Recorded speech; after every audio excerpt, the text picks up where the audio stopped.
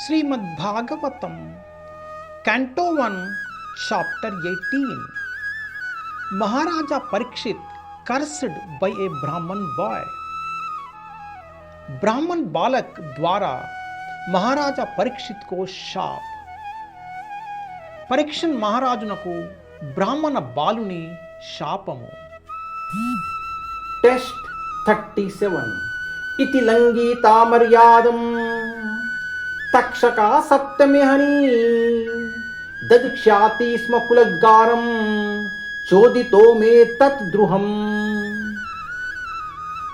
The Brahmana's son cursed the king thus: on the seventh day from today, a snake bird will bite the most wretched one of the dynasty, Maharaja Parikshit, because of his having broken the laws of etiquette by insulting my father. उस ब्राह्मण पुत्र ने राजा को इस प्रकार शाप दिया: आज से 7वें दिन अपने वंश के इस सर्वाधिक नीच महाराजा परीक्षित को तक्षक सर्प डस लेगा, क्योंकि इसने मेरे पिता को अपमानित करके शिष्टाचार के नियमों का తోడా है।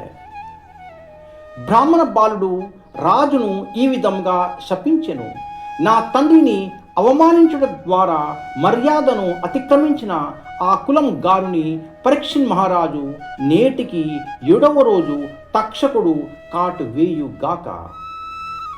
ప్రభుపాద్ की जय। हरे कृष्ण।